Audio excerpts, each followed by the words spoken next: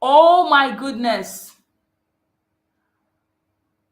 Can you imagine? Can you believe that I have been speaking for the past 6 minutes and I didn't bring myself on stage? Subhanallah. Damn. I have read bio. I have welcomed everybody. I have said everything. I have spoke. Oh my goodness. Well, okay.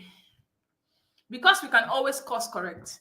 Good evening, everybody. Welcome, Wasila. Welcome, Esther Adeoye. Welcome, every single person who has been privileged to be a part of this conversation today. My name is Balkis Temitokwe Amzat, and today is day 10 of the Building Stability series. We are very excited to have our speaker for today. He's right at the back end here, right? Wasila, you said, "Ha, just let me be like this." And he's at the back end. He has been here since about 5:20 or so. But there's not life happens. Life happens. So, guys, I am very excited to bring on Ibn Zakariyyah. And before I do that, or before he starts to talk, I am going to read his bio so that you all can see that this is one very amazing young person that is here to speak with you. All right.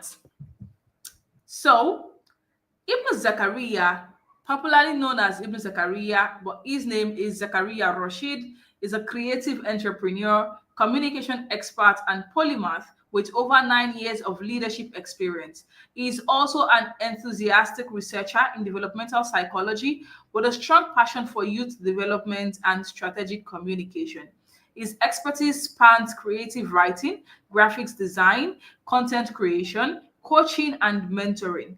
As the founder of Distinct Academy, a growth and leadership institute, he has trained over 1,000 emerging entrepreneurs, creatives, and leaders since 2022. He is committed to equipping young people with the skills and mindsets required to thrive, innovate, and lead with integrity in a fast changing world. Zachariah helps individuals and brands build effective, value driven networks through creative and impactful communication.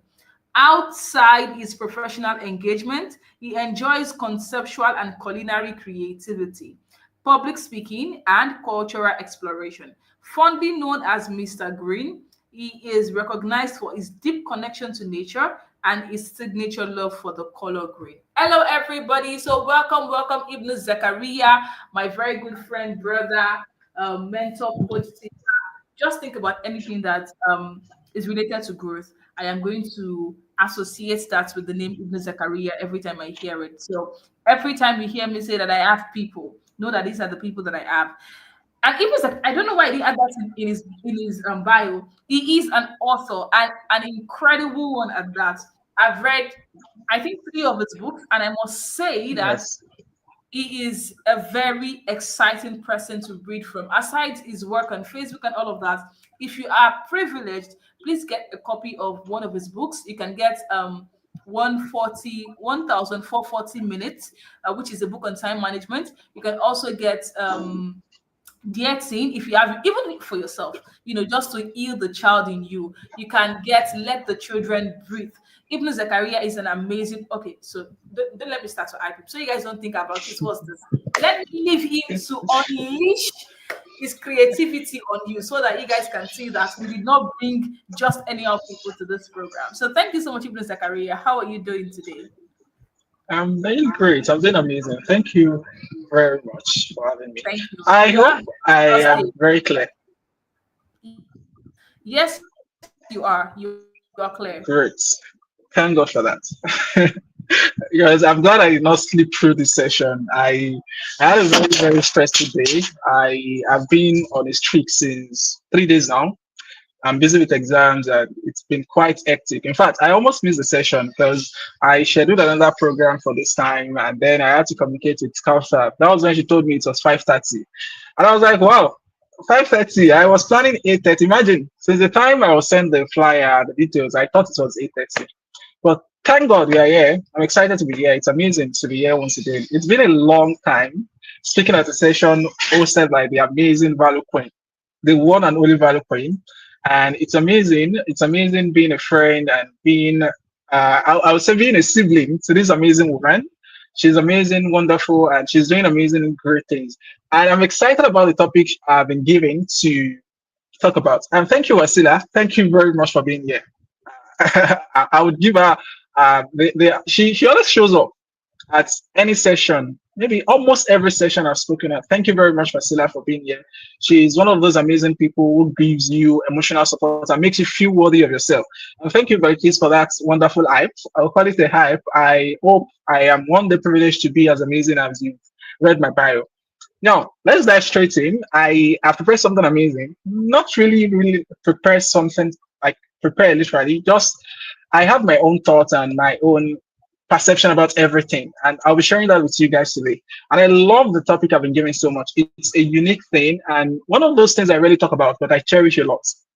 And it's so personal to me. So I'll be sharing that personal thing here, that amazing thing. And the host of this event is a testament, and that's why I'm very glad about this topic. It's one of those things people don't talk about, or people talk about it, but in a subtle way. We don't approach the truth. We don't acknowledge the truth. And I remember seeing something on Balki's status yesterday, WhatsApp status yesterday, about choosing yourself first. And it just clicked. Like she gave me something to talk about on this topic.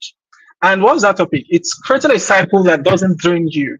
How to spot life-giving relationships and set boundaries with grace. Now, everything I'll be talking about this evening will be about you in the next 30 minutes. I want you to identify the things you might have been doing wrong that is costing you your mental health. I'm not the one speaking this evening. I will be speaking, my experience will be speaking, my interaction with people will be speaking, my excitement about the kind of relationship I have will be speaking. So I want you to listen to those voices and take note of those things that might be draining you and those relationships you might have missed because you don't identify the right relationship for you. And when we talk about relationship, it's nothing ambiguous. It's something we use every day. And it's not just a romantic relationship, your friendship, in fact, your familiar relationship, your relationship with your siblings. I had an interaction with someone today and we talked about our relationship with our parent. That's also one of the kind of relationship you have to sustain, you have to maintain. And the fact that we live in a kind of culture, a collectivist, a collectivist culture, that's what we call it in psychology. That's a culture um, that passive interaction with people is more important than interaction with oneself. That is, you have to put everyone's thoughts before your own. Let me give you an instance. If you are someone from, let's say you are a Yoruba person, for example, there's always this consideration of, kini mommy maso, what do mommy say? Kini daddy maso, your uncle in Dubai, she's expecting you to become a medical doctor by age 25. Look at you now, you're not getting admission. Kini mo fe sọ fún wọn? He's the one that's been paying your school fees. What do you want me to tell him? That's an example of a collectivist culture. You live your life by serving people, by pleasing people, which is not entirely bad. Because if we look at it from religious context, we have to be collective.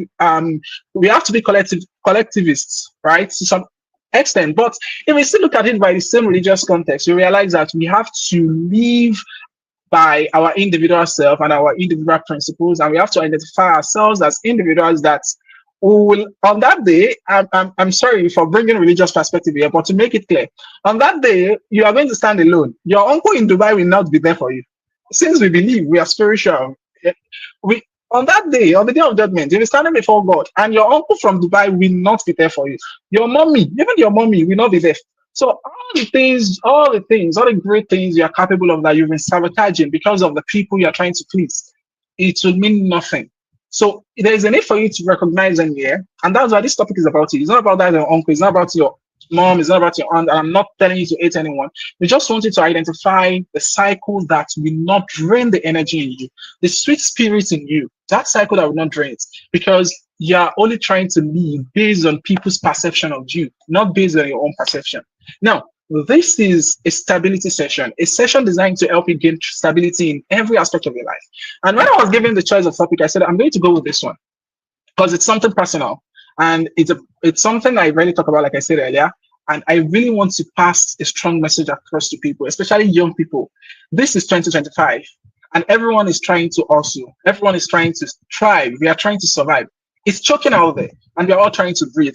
And I've realized something, that during those moments of chaotic living, life is chaotic. You just finished an exam and you did not get the expected results. You are having issue at home with your spouse.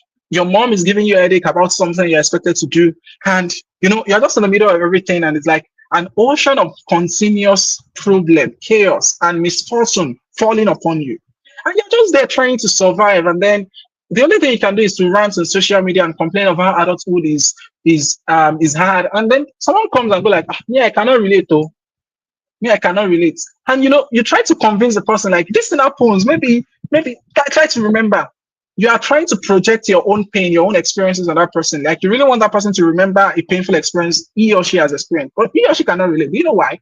Because that person belongs to a cycle that does not question his or her self-worth.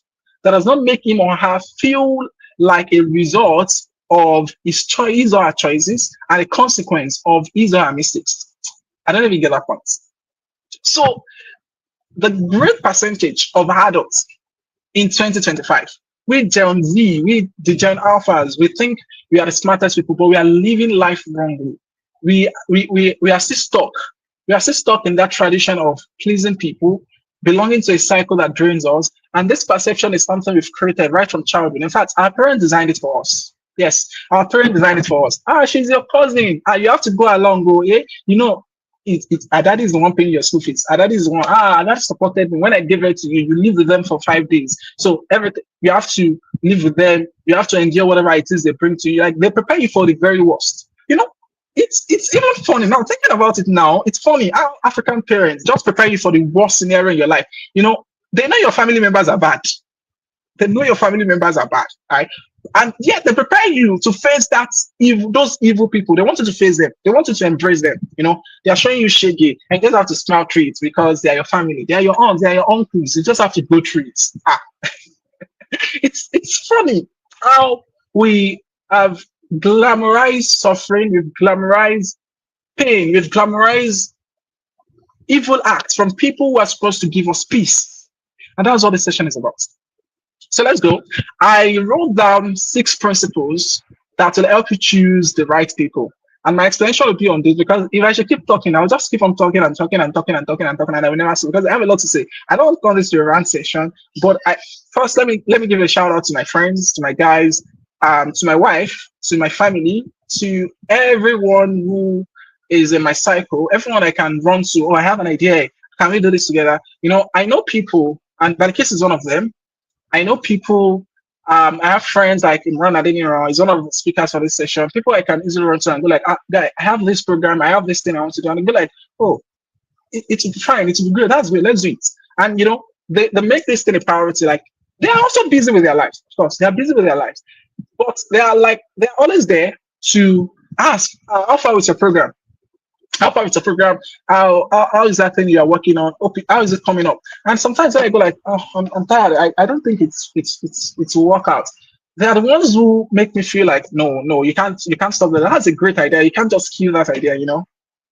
Those are people who make me feel great about myself, right? And a big shout out to my dad. He's one of the greatest support system I have. If you have a father or a mother or both parents who support your dreams and who are your neck to pursue your dream, then you are living the best life yet, regardless of the chaos. But if you belong to a cycle that drains you, now I'm not telling you to dissociate with your parents. There's nothing you can do with your parents, of course.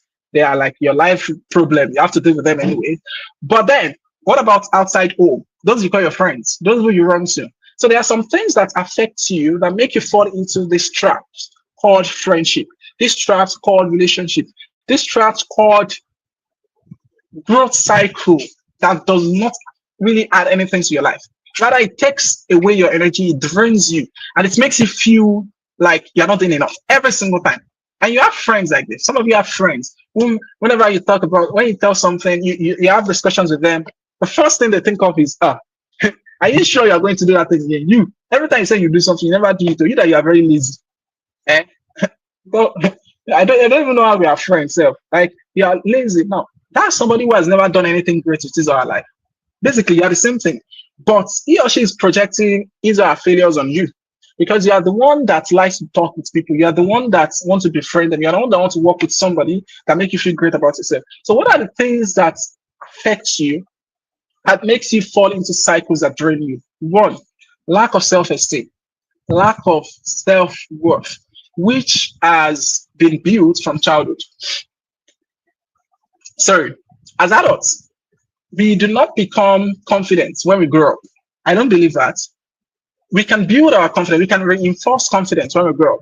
But it is difficult to reinforce confidence in an adult that has a broken mirror from childhood, that has a broken self concept. And many times, this self concept is broken by our parents. Our parents reinforce negative self concepts, negative self esteem. They make us feel less of ourselves with the things they do, the choices they help us make as children. And how do parents do this for their children?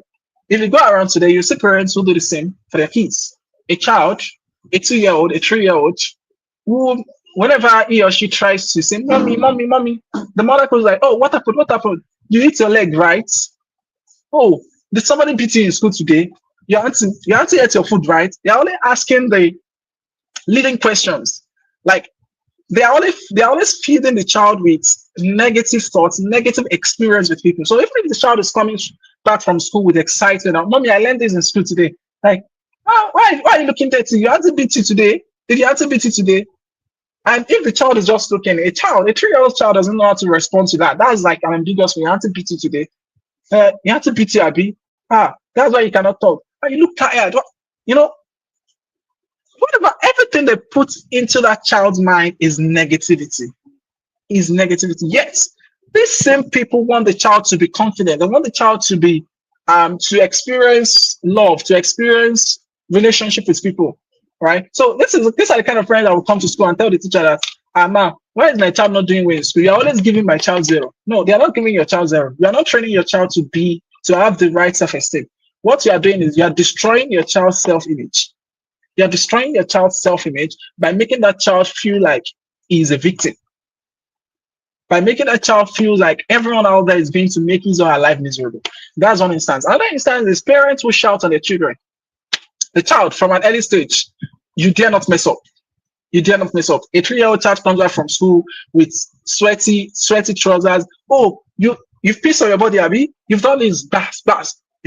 The mother is the child because you cannot come and kill me. You're supposed to be this. You're supposed to be smart. When I was your age, and the pattern grows. So such children only experience true love at few stages in their life. So if I ask you this question now, if I ask you, let's create an evaluation now. How many times did you really experience true love from your parents? As in, if you had to define true love based on what you believe to be true love, how many times did you experience this? So it started from the way we've been designed from childhood, right? So we grow up and you see children, teenagers who suck up to their peers. They want to be like people. When I was in secondary school, I had people who wanted to be like me. They wanted to be in my clique. But I wasn't the kind of person to befriend anyone, to befriend everyone, right? But I wasn't the kind of person that wanted to be in anybody's clique. My dad did not train me to be like that. But you see young boys, young girls who wanted to be in a clique. Like, they wanted to prove their worth. So they start dressing like that person, they start acting like that person, they start behaving like that person, but they're never that person. They're never that person. And this kind of people grow up, they grow up to become that person. They grow up to become that person that follows patterns created by narcissistic people, created by people who don't care about them. They live in shadows of people, and this drains their energy, but they come out looking all amazing, but they have no self-worth whatsoever. They have no self-value whatsoever. So if you are the kind of person living this kind of life, and the only thing that makes you feel like you're confident in yourself is the image of a coach, the image of a mentor, if you are to live your life by yourself, you cannot really say, "Okay, this is who I am. Okay, this is what I'm like." And you don't have friends who make you feel worthy of yourself. The kind of friends you have are friends who, if you're not with them, you are nothing. And if you're not with them, you are not recognized. They don't know you. They don't mention your name anywhere. It's only when you are with them that they introduce you. "Oh, sorry, meet my friend. I know I've never told you about her. She says so." They don't care about you. But you're always sticking around because you feel less of yourself. You are living an unstable life. You are living an unstable life. And you will suffer for it. If you are not suffering now, you suffer. You suffer when you get to late adulthood, when you get to 50s, 60s, and you need true people to be around you. I know you see stories of people who come on TV shows and go like, the amount of effort they put in life of other people, they don't have anybody to stay with them. The real question I want to ask those people is, have you allowed those people to choose that they want to be with you, or you were the one choosing them to be with you? I'm going to rephrase that question. This is how you choose people to be with you. You force people into your life. You see someone, you pick them, and you be like, oh, I want this to be my friend. Oh, I want this to be my adoptive daughter. Oh, my school daughter. Oh, my friend. Because the presence of those people in your life make you feel worthy. In true sense, you are nothing. You have nothing that makes you worthy. You have nothing that makes you valuable. It is the image of those people that makes you feel like you amount to something. I know people like this. I had someone when I was in secondary school who was like this. I've met people when I worked for an editing firm who was like this. People who they attach themselves to people because they want to claim to be something worthy. They have nothing. They have nothing to make them feel great about themselves. So they need someone to help them reaffirm that thing. So they go around and go like, ah, I know so. For example, imagine I go everywhere and tell everyone, oh, I know Baliki Zamzat. She's an amazing person. I know someone meets me and asks me, oh, can you tell us about it? Say, oh, my name is Ibn Zakariyyah. I'm a friend of Baliki Zamzat. I know her very well. She's like my big sister. She's truly an amazing person. No, we want you to talk about yourself, please. Right? So let me ask this question again. Without attaching yourself to anyone, can you say your life is amazing? Without attaching yourself to anyone, can you say you have something that makes you valuable? Without attaching yourself to anyone, can you say your life is stable? Now, this is the truth. We need people in our lives to cope. We need people to help us cope. We need people to survive because we are designed as human to depend on people, and we need people to depend on us. But we are never designed to depend on people's self-image. We are not designed to depend on people's worth to prove ourselves. No, the interdependence that exists between humans, or that should exist between humans, is that of helping the other person recognize that you are amazing by yourself. I am just here to support you in your amazingness. I'm just here to help you reassure or reaffirm that amazingness. I'm just here to help you know that even when I'm no more here, you're still amazing. How many people do you know that when they lose their parent, they stop being themselves? You know, they lose everything. They have nothing. How many children of rich men do you know that after the demise of their parent, they amount to nothing? People don't know them because they never built anything for themselves. They never built their own self-worth. They never built their own self-confidence. They were just living in the image of others. And what the result to is you live an unstable life, and it drains you. It drains your energy. So let's go to the principles that prepare that help you choose the right people. As I think I'm already talking too much. Now, the first thing is be who you want to attract. If you want to attract people in your life, you have to be that person. Like I said, this is the kind of topic that I love to have. The kind of topic I would love to have discussions with my friends, with my guys. We just talk about how people don't have a strong self-worth, how people try to live in the shadow of others, right? Trying to prove their worth by being in the shadows of others. They don't really have something that makes them worthy. And a lot of people go into the marriage with this perspective. And you have women suffering in marriage because they met a man, is an amazing man, he's very handsome, he's great, he's smart, he's a business mogul, he has entrepreneurship mindset. And when they were dating, when they were in the talking stage, he will tell them great things, tell them how amazing they are. So they believe they're amazing because he tells them they are amazing. In true sense, if that man is not in their life, they will suffer. So you see a lot of ladies out there go like, oh, my man makes me feel great, which is great. It feels great. Now ask such lady, if this man dies tomorrow, what will make you remain worthy? If this man should die tomorrow, what will make you remain worthy? Or if this relationship should go south, will you still be an amazing person? Do you have anything tangible that makes you stable, that makes you important than this man? Right? Or what you are doing is you are sucking this person's emotional stability to cope. And you know what happens is sometimes it's a two-way thing. It's a two-way thing. When we rely so much on people's emotional stability to be stable, we drain them. We drain ourselves. We drain them. We get drained when we don't get. It's like a blood donation. When you don't get that emotional connection from them, you get drained. You feel worthless. And when you are requesting so much connection from them, you drain them because you are sucking life out of them. They also don't want to be with you. You are making them feel uncomfortable. So If you be who you want to attract, it becomes easy for you to attract the right kind of people, people who would recognize your true essence. It will be easy for you to say, okay, I want us to be friends. And really, personally, I've never told anyone that I want us to be friends. We just click. And how? How do we click? It's a normal way of sharing value, but I think it's on a deeper level. For example, I've looked at the kids I've that for 5 years now. Yeah, we met in 2020. I still remember, I still fresh. We connected and we started talking, and we did not just become close. She did not just start inviting me to our programs. In fact, the things I know now, I did not know them then. Probably the way I speak now, I didn't speak like that then. My confidence now wasn't my confidence then, but we grew together, right? We grew. I, I no, not. Don't let me say we grew together. Don't let me take our glory. That sounds like I'm trying to do what I'm saying you should not do. No, but I know you get what I mean. I don't want to use clear terms. What I mean is we what was that word? You know, there's this word we reflected something, right? We reflected something on each other, the knowledge, the impact.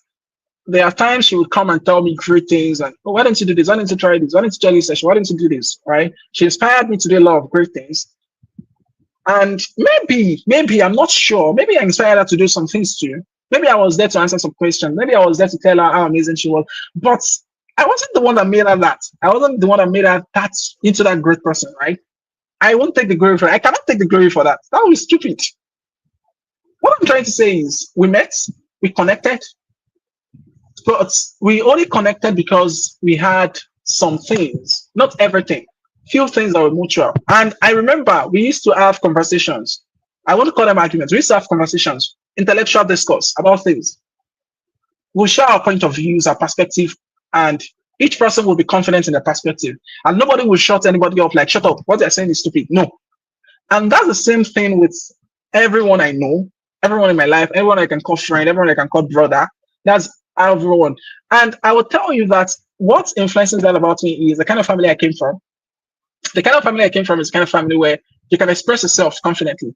And I will say this, I always say this every time, that I have come out to many people as proud. I've come out to many people as too blunt. But I come from the kind of family where if my dad sees you do something wrong, my dad, he cannot befriend someone he cannot tell the truth. My dad has a lot of people who are way older than he is, and those who are way younger than he is. And there's this way my dad will subtly call you and tell you the truth. When you're doing something he doesn't like, there's this way he will call you, because he'll be like, maybe I'm the one that sees this, maybe, and you may not see it as anything, but in Kenya, me, I was still down sometimes. Whenever I was there, I was like, this man, which kind of fun, telling your friend that you don't like some things is doing in a way, in a cautious way, of course.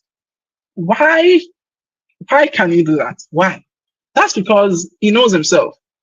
He does not need anyone to prove his worth. He's not the richest person in the cycle. My dad literally told me, he told me about some of his friends, childhood friends. We meet every year whenever we go for big Salah celebration. He told me that one of the reasons why they are not very close, they are close. Like, define closeness. However you define it, they are close.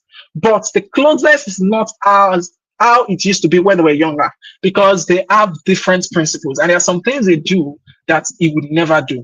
So he had to stay away a little bit from them because he doesn't want them to influence him. And he has tried to preach to them many times that what they are doing is bad and this and all. But they did not listen. But they are still his friends.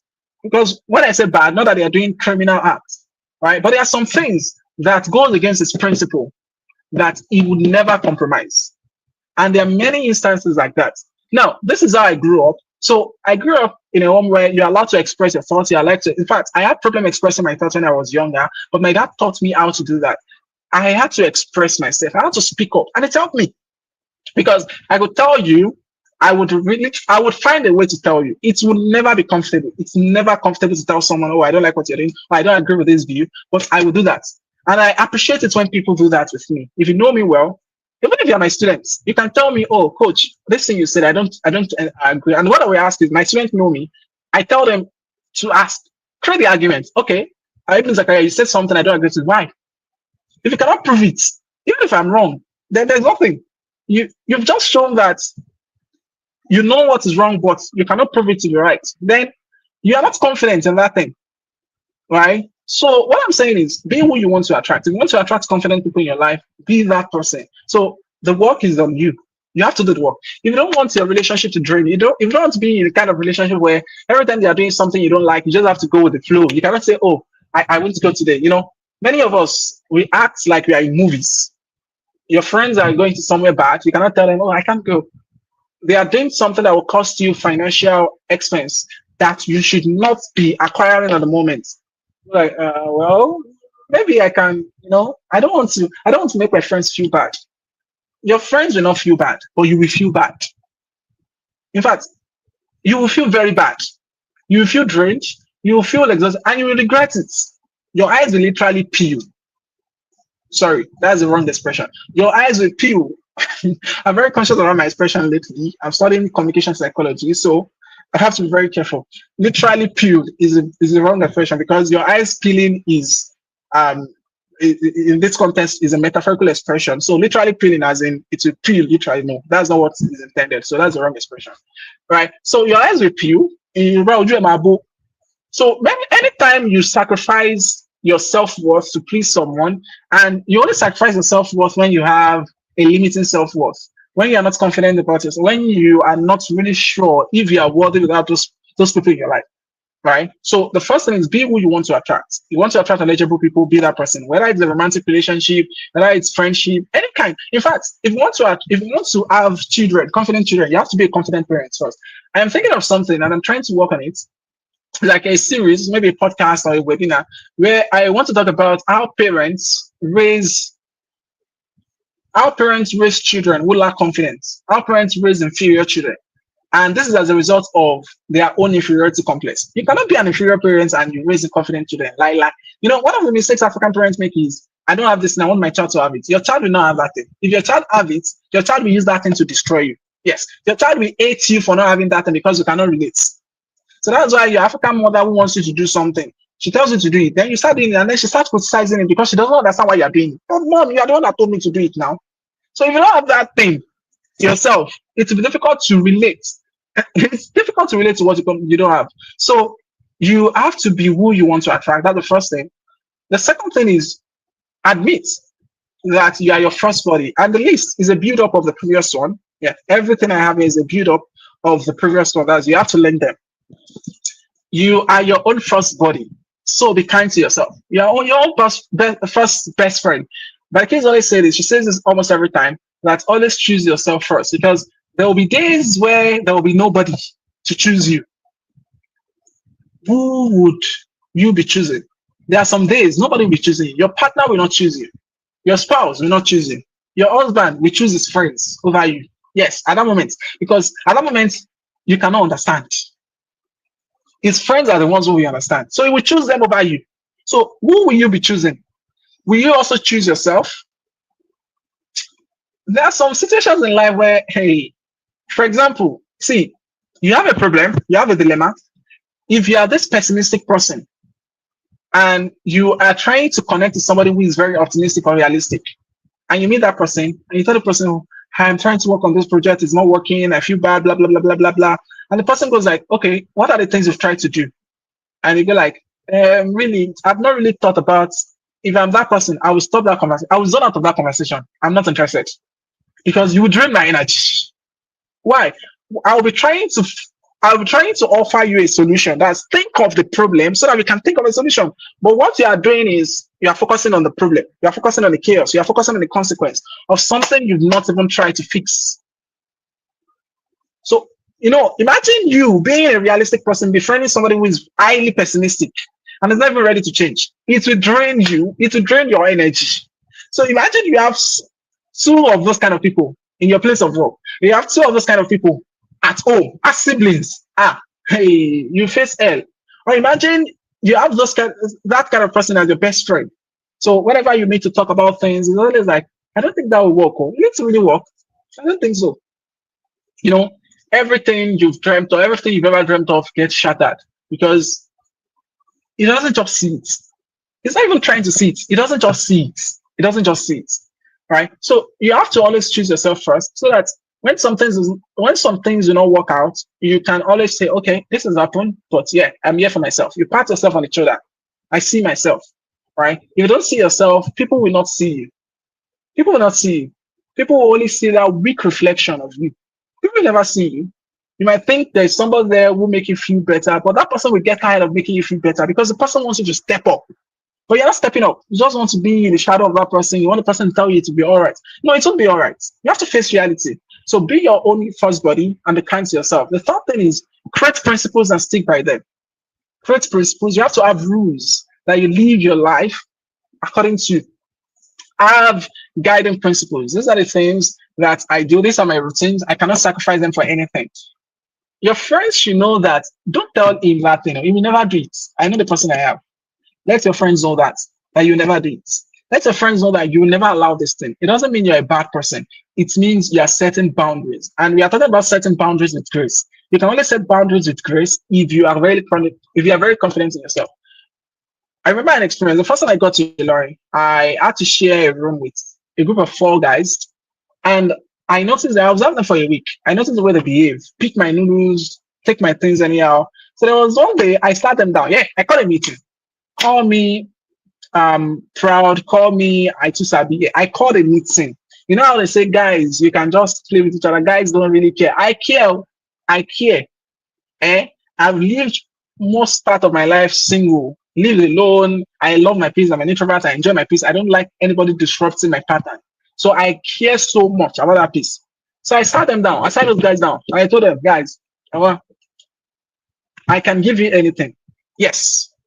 Anything. You want to take my water, take it. I can give you that. I don't care. I'm not really, I don't eat much. In fact, you can come to me, but never, never pick any of my things without my permission. And those things I do not share, please don't take it. Like putting on my slippers, taking my clothes. I can burn down clothes and I might hate it forever. I don't accept it. Now, some of those guys are like, what happened? Why is it all? Yeah, but that's truth. That's the truth. That's my principle. The only person I share my clothes with is my cousin, my big brother. Yes, he's the only person I can share my clothes with. But don't take, now, as simple as that principle is, some of them found it offensive. Some of them found it surprising, like, how, why, wow. Yeah, and they started beefing me, Eventually I had to leave the room for them because we did not go on well. Now, the interesting thing is they expected me to feel bad for leaving. Seriously. The 1 year I spent there, it was amazing. I was glad I left because I never really needed people in my life to make me feel great. I mean, I have an older sister who would call me almost every day and ask me if everything is fine. And will tell me how amazing the things I'm doing is. I will tell me I'm doing really well. She enjoys the content I put out there that will really support my business. I mean, I have friends who some of them I've never met who fuels me. They feel my energy. They will literally tell me, they will tell me, oh, we've not seen your post today. What happened? Are you sure you're fine? I have this kind of people. How do I allow some people because I want to belong in a clique because they are fine boys or the girls run around with girls, the girls want to be with them. I don't even think the girls like, the consequence of creating principles is you have to lose people. Yes, you have to lose people. And when you create principles, you get to be alone. Like you have to admit it. You'll be alone because you cannot conform to everything. You cannot conform to every rules. You cannot conform to you cannot condone every behavior. So this principle will take you places that will match your kind of lifestyle. But if you don't have principles, there are some rooms you will not be able to access. Many people have lost opportunities because they lack principles. And they think life is, whenever I get somewhere, I just need to be jovial. I just need to be fun with everybody. Oh, you want to befriend everybody at once. No, it doesn't work everywhere. It doesn't work. For example, I don't befriend people easily. So if I meet you for the first time and you start acting overly cheerful and I would draw back. That's me. I would draw back. I don't like people throwing themselves at me. No. Now, you might be like, that's who I am. Yes. I might eventually draw in and get close, but my principle is don't get close to people at first meeting. That's me. It's an unstated principle. So you might meet me. If you know me, yes. If you know me, maybe we work together, you know me. Now, oh, he doesn't want to be disturbed. Just leave him be. It doesn't mean he's proud. Then we might start having conversations, we might start having discussions, and you'll be like, oh, so yeah, this is fun. But when I want to be alone, leave me alone. Have principles about your career. about your way of life, the things you can do, the things you can accept, the things you cannot accept. Let people know them. I'm not saying you have to create a mantra, create a big book of these are my principles and put it on social media platform. No, you don't need that. But people should know. People should know with your interaction with them. These are my principles. These are things I can take. These are things I cannot take. These are things I accept. And when you claim to be in a relationship with someone, any kind of relationship, you should identify their principles, know their principles, know the kind of things, know their values, know their value construct so that you can abide by it. That way they'll be able to reciprocate the same thing. But if you're not abiding by their value construct, you will drain them. They will feel drained. And to those kind of people, I tell them, what are you doing in that kind of relationship? Should we understand? Do we understand? For over 2 years, this person has still not understood that you don't like this thing. Yeah, I have been with people who, close people, like closely related people, and I see the way their friends behave around them. And I tell them that you're the one giving this person this chance. I know you, even me, that I'm your sibling. I cannot do this thing to you. Like, well, what will you now do? I don't want to be like I'm pushing people away every time. Like, but you look drained, you look tired. You're not still enjoying this relationship. Why don't you just end it? It's hard, it's awkward, but it's for your own sanity. So create principles and stick by them. When you stick by your own principles, your principles become unstated rules in your life, and the people that join you on your journey of attaining success would see these principles and they would live by them if they are your people. And if they are your people, they'll get out. Now, the fourth thing is leave the room that questions your self-worth. Any room that makes you feel like if you are not with us, you're a nobody. Please leave the room. Let me tell you one secret. Yeah, this is something about me. If I'm in a room with Dangote and I'm given the microphone to speak in that room, I am going to speak effortlessly without caring if Dangote is there. Yes, Dangote will not influence my confidence. Maybe a little bit. Maybe it would influence, but it would not influence my accent. It would not influence my style. I won't dress to impress Dangote because at the end of the event, I will not even go and greet Mr. Dangote. If what Dangote says at the event does not match what I expect of him or does not match, I feel like, no, this man disappointed me. I won't have a reason to connect with him because, there is this thing, there's this way we have this, there's a principle in psychology, I can't remember what it is, but we perceive people based on their social construct, their social position. We have this, I think it's called something allo. We see them as, because this person is an amazing writer, she is a good person, she's a good person. But then you meet them in real life and you realize that, wow, this person is a very bad person. The way she treats people, the way he talks, he doesn't even know how to, so all those things. Maybe all the posts you've been seeing is posts that have been made by his promotional manager. He doesn't even know anything, doesn't have anything. But because of the expectation you have, that high expectation you have of them, then you meet them in real life, then you start running after them. You get drained, you get used. I can tell you, I've been there. Yes, I've been used by someone I suppose is somebody I can look up to. But I'm glad I was able to recognize early that, no, actually, in real sense, I might be better than this person with the way I treat people, with the knowledge I have. It might be richer, right? It might be able to pay me, but no, it's making me feel less of myself. I'm wasting my time to serve him, and it doesn't even recognize it. I'm not appreciated for it. So what's that? So now imagine you are the kind of person who believes that you just have to endure. Like I said about collectivist culture, you have to endure, it's paying you your salary, it's your boss, it's this and that. So you endure. You stay in that room. You know what happens? You keep on enduring, you keep on suffering, and at the end of the day, you go out with nothing, or you get sent out of that room with nothing. And that's when you go like, after everything I've done, I served you for years. I was your friend I stood by your side. And the person will be like, did I send you? You are the one that wanted to feel great by being like, you can relate. You can relate to what I'm saying. So if you're still stuck in such relationship, it's time for you to leave. Get out of that room. I have left so many rooms because they made me feel like shit. I felt like shit. Yes. And the moment I start smelling myself like, I'm starting to smell like shit. That's metaphorically, by the way. I'm starting to smell like shit. These people, they don't rate me. I get out. I don't wait till you tell me to get out. One day you don't find me there anymore. Yeah. Relationship that I see that, this person is always trying to pick my brain. There's a difference between picking your brain and you're getting something in return. Maybe that person has something to offer. But every time you're the one always giving and giving and giving and giving and giving and giving and giving. And you realize that the person doesn't even acknowledge you. Maybe you give the person an idea and it's time to acknowledge. The person never acknowledges you. There's no acknowledgement. You might have siblings that do this too. It's bad. We have to fix that. I have a few minutes, so let's rush through the remaining two.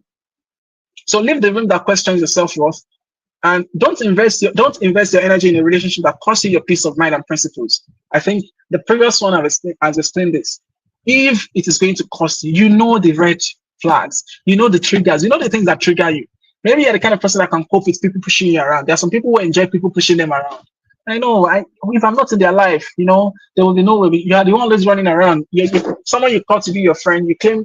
I had a session with some teenagers some days ago, and I was teaching them self-worth and self-confidence. And we were talking about bullies. And I told them that, do you know that your friends can bully you? How?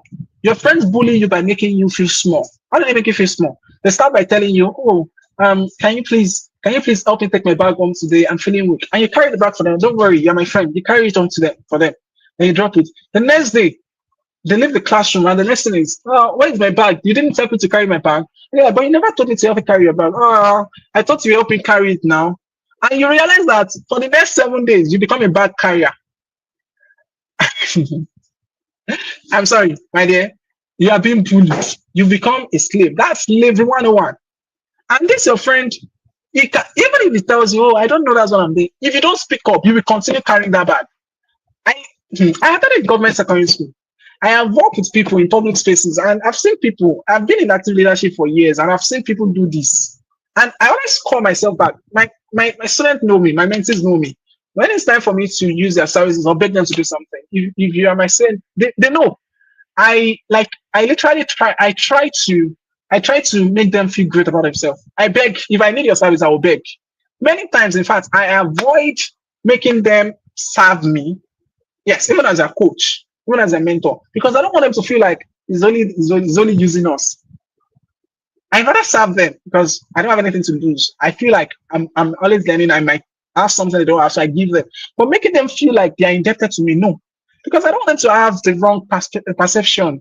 Please, you are bullying people. So if you are doing this, be careful. It's bad. You are going out with your friend. Your friend is not carrying your bag. You have bags of load. Your friend carries everything. The last time I was in Lagos, saw my friends. We've seen each other for like over a year. They carried my bag. When I was ringing them, please give me my bag. But we eventually turned it to a joke because they were like, we are not carrying it because of you. We are carrying it because you're a married man. So that your wife will know that you have good friends. So leave room. If that relationship is going to drain your energy, please leave it. Run away. Any form of relationship, whether it is a work related relationship, romantic relationship, friendship, you might not be able to run away from your family, but please, if you are feeling insecure at home, try to work hard, get out of that space, and if you can fix it, fix it. If you can't, please maintain a healthy distance, even if it is bad. Try to call your siblings to order, let them know. Try to speak up. And when you speak up and they don't recognize, do your rights, but never allow them to toy with you mentally. Never allow them to tell you that, but are we not the one that did the clinic on? Is it because they're not making your own money? That's why you feel proud? No, I'm not saying you should be proud. I'm not saying you should ignore your family. I'm saying don't allow anybody drain your energy. Because like I said, when you die, people will just cry. They will tell you, what people will say, Oti Didirinjuni is too foolish. He's always trying to please everybody. He forgets himself.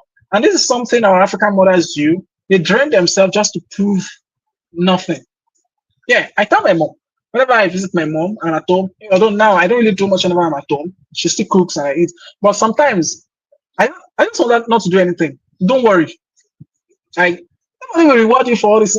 Oh, great, God will reward you, and your husband is appreciative, of course. But the people out there will not reward you for suffering, or you want to be there. Oh, I'm the one. I'm capable of everything. I always want to be there. And at the end of the day, people don't appreciate you, and you be like, oh, they don't appreciate my worth. Oh, after everything. And social media create this construct of our mothers have to suffer. Especially the Western culture, very stupid culture. The children are spoiled, stupid, dumb. They cannot do anything. The mother has to pack their laundry. The mother has to do the thing, and still they will still have the guts to tell their mother that, Mom, I don't want to eat that meal. Mom, why are you acting so foolish? Mom, the Western ideology, we are also bringing it here. We are bringing it into our African culture. We make our women, our mothers feel like they still have to serve us. Yes, that's what many of us do. We make our parents feel like they still have to serve us. We are not responsible. We don't. And the reason is there's this construct of your family makes you worthy. Family makes you worthy. Yes, I'm dedicating my life to my family. I enjoy doing it.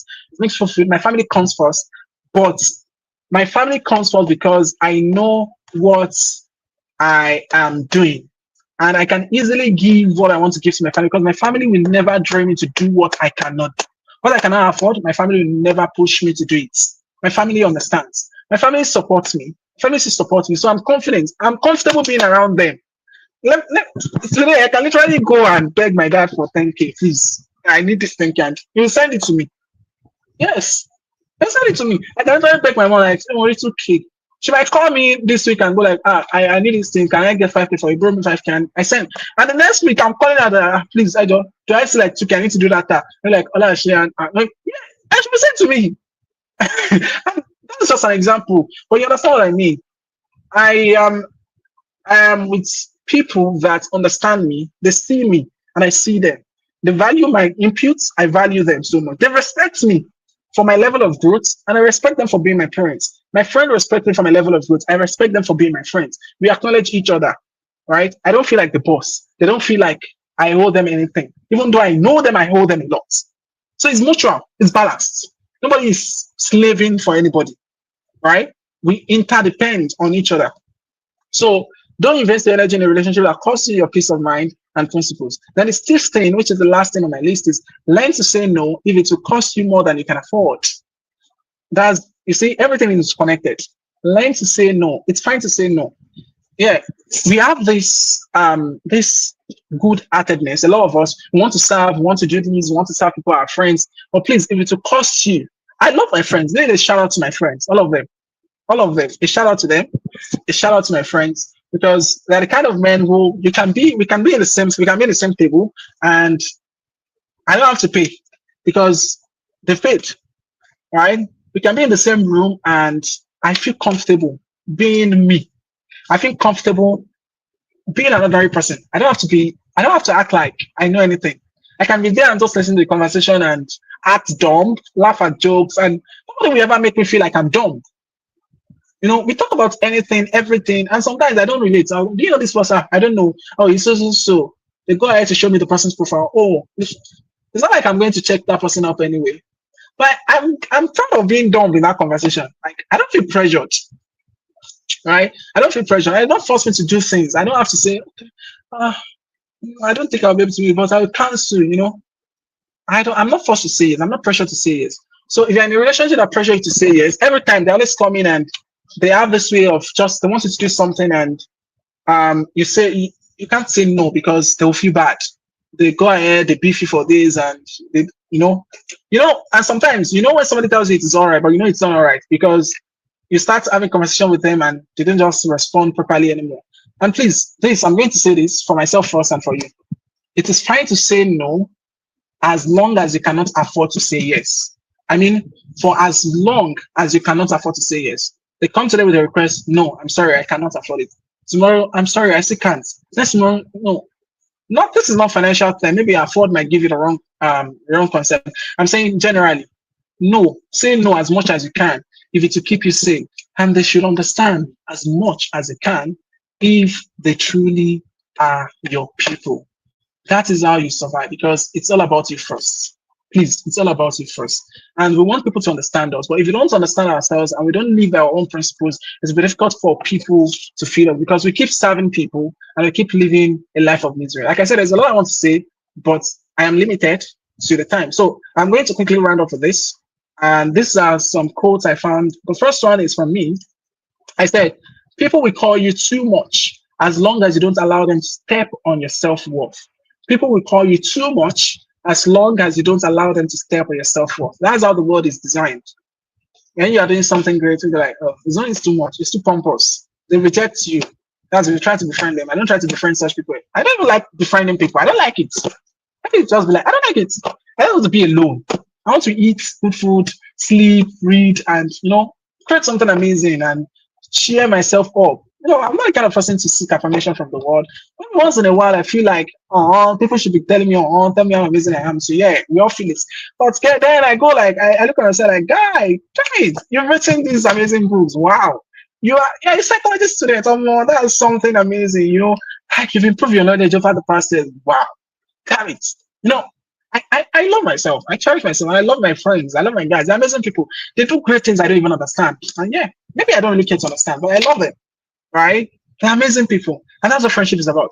Be done with each other. You don't, I don't really get you. I discovered my friend. I have my best friend is an engineering student. And we talk about things every day. We move from engineering to psychology to medicine to blah, blah, blah. And then sometimes when he talks about something, I go like, guy, me, I don't know. He's the kind of person that reads about everything. And me, what concerns me with engineering? Like, guy, me, I don't sabi that one. No. And we laugh about it. And then we go on to talk about family. We talk about things. And then I feel comfortable being stupid about some things. I don't have to pick my phone. Hey God, I have to put my words. My friend is coming today. If you have to do that, that person is not your friend. I'm not saying you should be an olodo. That's not what I'm saying. You should be intelligent doing. That's what I'm saying. You want to attract intelligent people, but don't force yourself to be what you are not. Now, another quote is friends are the family you choose by Jesse Scott. Friends are the family you choose. Of course, when you choose people to become your family, you have to deal with the consequence. How will they treat you? You chose them, so deal with it. All right. So, in summary, I've thought about you identifying your worth. If you really want to create a cycle that will not drain you, right? Because life is about interdepending on other people. If you want to depend on people that can get you back, that you can say, "Oh, my friend got me. Oh, my friend can represent me. I won't be available. Oh, my friend can stand in for me." You have to be that person that's can always stand up for yourself. You are worthy of yourself. You understand your self-worth. You appreciate yourself. Then you can connect with people that will not drain your energy. Because if you build your self-esteem to this high and you connect with people who don't care about that, they don't care about growth, they're going to bring you down because you keep trying to please them, try to be like them, try to understand them. Let me come down to their level. If they're your friends, you have to come down to their level. You have to meet at the middle. If you're not doing that, you're wasting your time in that relationship. I don't know if I've made any sense. I believe I have. It's 2 minutes past the time that was allocated to me. In fact, I wasn't planning to stay up to this time, but I think I'm enjoying myself. Thankfully, the network is not mess things up. So, but this is my message for you this evening. I hope it resonates with you. I hope you could relate to everything I said. I hope you got the concept. I recommend you listen to this again. I know I'm a very fast speaker. You might miss some points. So listen to this again and share with your friends who were supposed to be here but missed the session. Tell them they missed and start living your life according to these principles. You can check them to fit into your personality, of course, but you should start living that life that will not drain you and start setting healthy boundaries. Thank you very much for having me. Thank you very much, Belkis, for having me. I hope I did not waste your time. I hope I spoke sense. Thank you once again. It's really nice being here. Yeah. Always, always, always speaking sense, my brother. How are you doing? I mean, I sat back in here and I'm just like, give them, let them know, let them hear it. I want to say a very big thank you to you, Ibn Zakariyyah, for making today another day that people get to pick something that is going to help them for the rest of their lives. I I was telling my team yesterday that when we put together this whole thing with BSS, I was in my head saying I don't know how to give the people in my head, I don't know how to give them topics. But then I am sure that they will pick their topics. And that was why we had to share the available topics with you so that you can pick what works for you. And I must say that you have fantastically delivered on this topic again.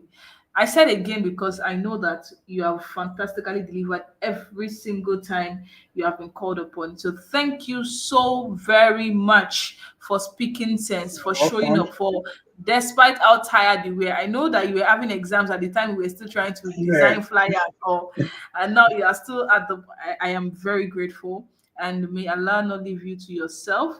And thank you for being a testament to all that you share. Thank you for living the reality that you have called many of us to lead.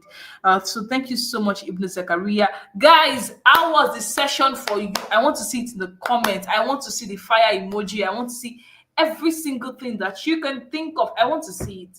Let Ibn Zakariyyah know that he has delivered more than you ever, more than you ever thought possible. So please, sir, I want to ask if people have any questions so they can, you know, you can answer their questions. I do not have what it takes to answer their questions. You are the one that can do that. So please, yes, I can see the fire. The fire is here. Don't burn YouTube. Oh. At least you cannot burn my account. But if you burn YouTube, there's nothing we want to do about it. Thank you so much, Ibn Zakariya. I am always grateful for the gift of people that I know can see my vision, can articulate it, because I feel that probably I can deliver on these topics. However, it's almost impossible for me to deliver it like the people that I have around me. I always say something that you are the only one in the history of heavens and earth who can say it the way somebody needs to hear it. And that's why I'm always bringing people on, because it is very possible that what I am going to say might not be what the person needs to hear. So thank you for living that vision again. Thank you for making that a reality again. And thank you for always and always becoming the best version of yourself. You said something that, oh, this was not, where we were in 2022. Absolutely, this was not where we were. What I knew now, I didn't know then, and what you knew now, you didn't know then. And so the fact that we are able to grow is something I am very, very excited about. So thank you so much, sir. Thank you. And please send me Very well to my welcome. beautiful sister. Thank you very, very much for giving the accolades to whom it's due. Thank you for mentioning family, for giving examples, for sharing stories. I think this is what makes our sessions different. We do not just talk because we've read something from somewhere, but we have life Yeah. experiences to actually back up some of these teachings and these lessons. So thank you so very much. Thank you very much.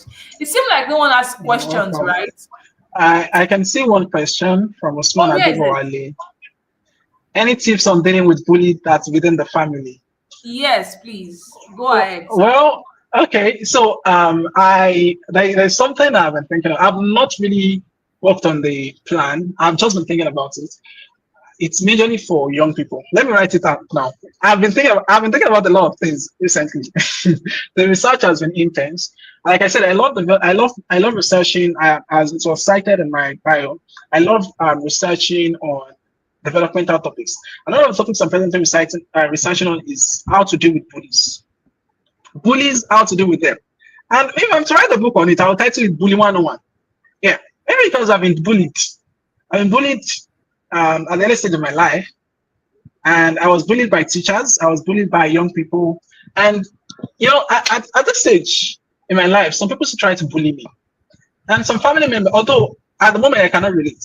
Yeah, something happened. Sometimes a family member did something, but I think I now have a better knowledge to deal with that.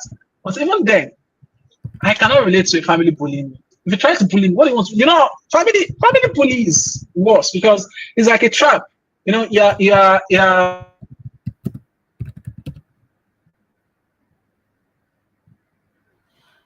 Oh my goodness. It seems the network took out Ibn Zakariya, but I am very sure it's going to be back as soon as possible.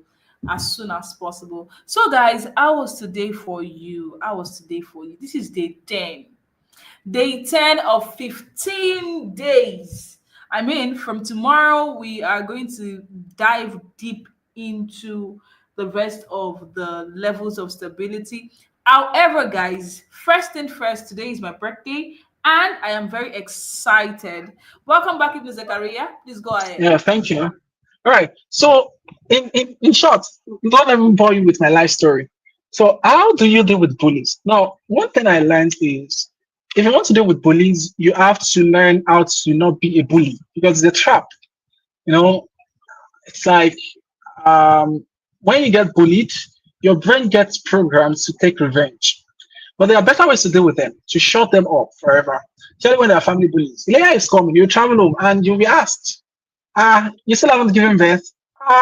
You still never entered school since. What's your jam score this year? Look at you. People they say it in a subtle way, right? Now, this is what I do. Now, whenever there is that discussion, I'm not the kind to talk. I don't even like talking. How is it now? How are things not going? Well, fine, we thank God. Oh, are you still doing that thing? Not really. What are you now doing now? What's your presence now? Nothing much, Jerry. I'm basically just trying to survive. Give them the kind of answers they want. When you give them the kind of answers they want, they won't have anything to pick on.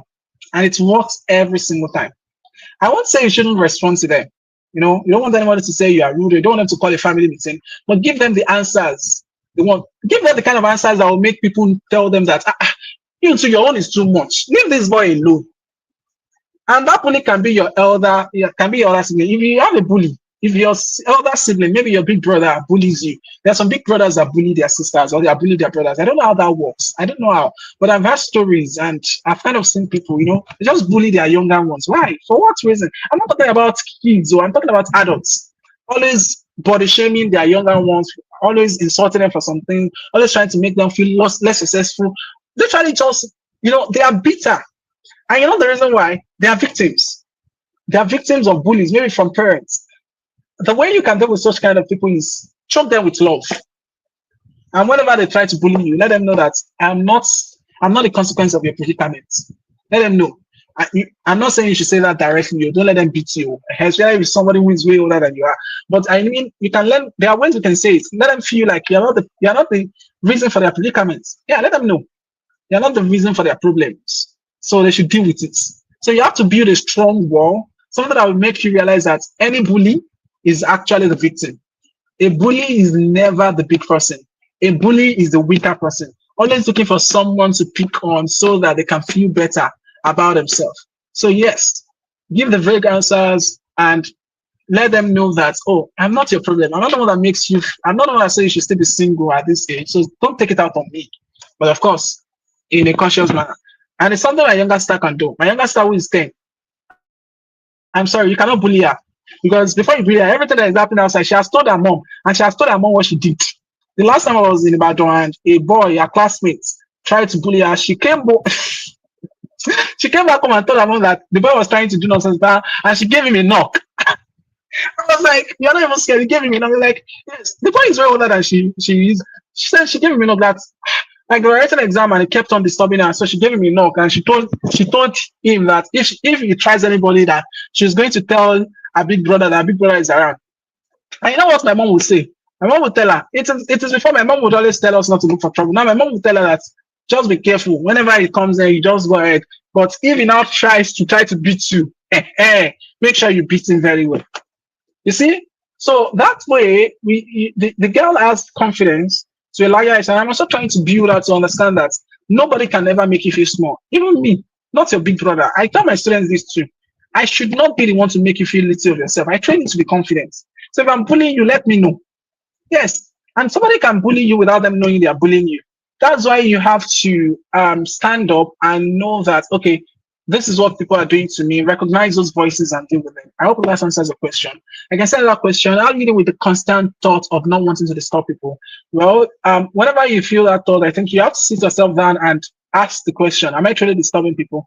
Now, that's something, that's a dilemma we all go through. Or like I said, the good people go through. We all feel like we are disturbing people. But this is what I've learned. There are some people in life that you can never disturb. There are those people who genuinely love you. They genuinely show you love. So I would say we come from a family where everyone is trying to help you. They are not on your neck. No, they are not in your face. I believe you understand what that is. People being in your face, forcing you to take help you don't need. I don't like doing that. Some people want it to be in their face because they lack self-esteem.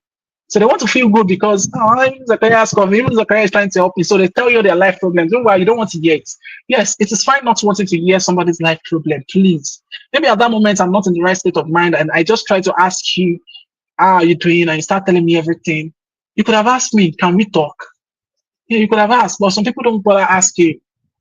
Yeah, there are some people, for example, if I enter Alibella's inbox now, I can rant and go on writing, and I'll just apologize. I'm sorry. I'm doing that. I'm not expecting a response from her at the moment, but I will tell you, I have those kind of people, right? And I believe those kind of people can never disturb me. So I believe we have people whom we can never disturb. And when we send those kind of people messages and they don't respond, we should know that they are not feeling disturbed. Maybe they do not see that message at the moment, or they are not in the right state of mind at the moment, and we should let them be. These things are not taught in school.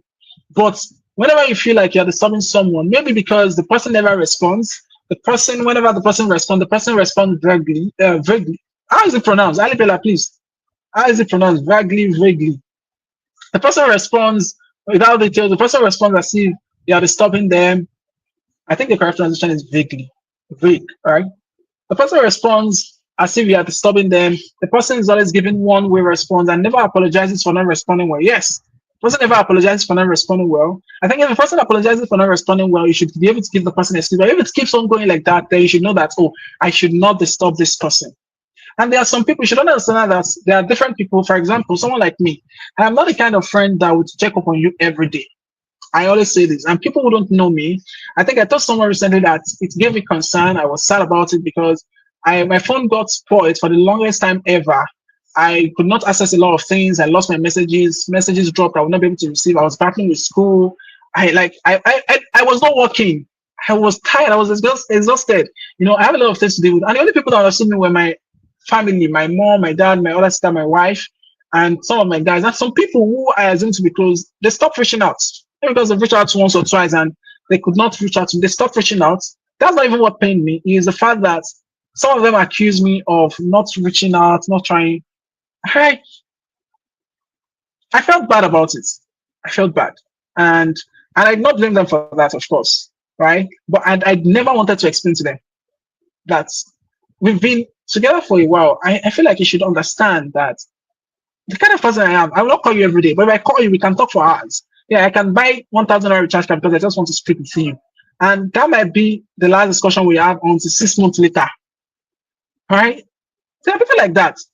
So we need to understand each person, understand their personality, understand how they function. If truly we are close to them, we should understand them.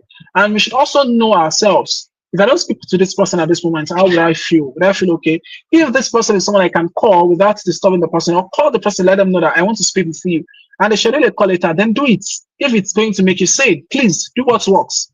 But bottling things or feeling like I'm disturbing someone, this person respond, you just go crazy with these questions, right? Maybe just ask the person, do you feel disturbed whenever I try to talk to you? If the person says yes, know your limits. If the person says no, but you feel like this person is not being honest, know your limits. But if the person tells you straight that how would I feel disturbed? You're my person, right? There are people in our lives that we tell that please, whenever you want to talk, I'm always here. Whenever you have something to share, I'm always here. There are people like that. And sometimes the people with all these things may not share anything until years later. They might even be the one to ask them because they're not the kind of person that loves sharing. They are just that person. They want to deal with the problems themselves. So we are the ones that see them and we try to persuade them until they start telling us that, oh, I've actually not been well. I remember that when the kids reached out about this event, I wasn't ready to really talk to anyone. The same thing when Alibela reached out and I wanted to get some donuts. I wasn't ready to share something. But there are some people in my life that even if I don't want to share, I end up sharing. Because we just get into that conversation and, there are people who our discussion revolves around our personal stories, our personal lives. I'm not sharing so much, but I share a bit of myself going through something at that moment, and they relate, and they never feel disturbed. They never tell me I'm talking too much, right? And the conversation keeps on going and going and going and going and going until one of us says good night, right? Even after a tired day, there's this enthusiasm to talk to that person. So I don't know if I've been able to integrate that response, give the adequate response to that question. I'm trying to create a balanced perspective so that you understand, right? There are some people that reach out. For example, I have people who, when they reach out, I may not respond until 3 weeks later. They're those kind of people I believe that I don't need to respond to this person that I'm busy. Even if I'm posting on my status, this person should know that at this point in my life is critical. And if I start having conversation with them, I will not be able to do any other thing. So that's why I pen that conversation. So sometimes what I do is I call them or send a text message that I may not be able to open your message at this time. And sometimes I may not even think of sending a text message. Now, these things are not very healthy, but we are humans and really, we get tired. We get exhausted. And it's only when we pick ourselves up again that we respond. So when people understand this and are able to do what's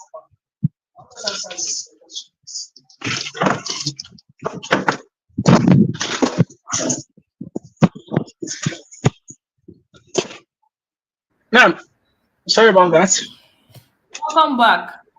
It's all Yeah, right. It's totally fine. Alibela said, once adulthood eats, nobody has the time to check in on people every day. Wallahi. I wanted to tell someone this, so I just held back. Oh, As a married man, it's hard. It's hard for me. It's hard. I feel guilty about it. Especially, I have a principle that when I am my close female friends, I'll call them guys. Whenever they get married, our communication it gets restricted. I may not reach out to you. I may only reach out to you when you give birth and congratulate you. I may reach out to you when I attend your naming ceremony, or when I want to patronize you for something, when we have discussions. But I won't reach out to you just randomly. No, it's been difficult for me to do that. It's my principle. And maybe I've mentioned it to a few people, but people feel like, is that not bad? Yeah, that's my principle. Please, because I'm a very sensitive person, and you know, I find it awkward having a chat with someone, even if you are very close and your husband knows you are very close, and you are smiling over the phone, you are sending voice, you are discussing about life. I'm a man. The man may not say it. He might feel uncomfortable at that moment. Even if you are talking to your younger brother, yes, you might feel uncomfortable at that moment. Maybe not. It's not that he doesn't want you to do it, but maybe that's the way I see things. But I know. Uh, who said this? I think it was Sikara said this one time. He said, men are very jealous. We are jealous of women. And we pick on the tiniest things. The things that our women may even see like, well, this doesn't matter now. Women, we just pick on it. So adulthood is crazy. Marriage is even crazier. Like, you have to think of your wife, you have to think of the child, you have to think of work, you have to think of school. And then somebody is coming to my inbox to tell me that, well done, well done. No response to my message. Or I'm trying to respond after a week and the person is giving me an attitude. Like, not even that we are that close. It's crazy. It's not to make you feel crazy. You start asking questions. The balance is not even balancing. It's not easy to create the balance. I think I'm ranting. Sorry about that. But I hope you get me, Sha. Like, it's not easy. I totally agree with you. Trust me, adulthood is a lot of work. I don't understand why, but it is a lot of work. So thank you so much for sharing everything that you did. Thank you so much for making it worth our while. Thank you so much for ranting and giving us lessons in between the rant. There's sometimes that it will sound as if a person is ranting, but they're actually dropping nuggets that you not find in school. They are dropping them for you. So I want to say thank you so much. And I am already your DM. Thank you so much for all that you Yeah. did, all that you shared, the way that you showed up, the stories you told, the lessons you gave to us. We are grateful for the gift of you. I think that's the biggest part of it.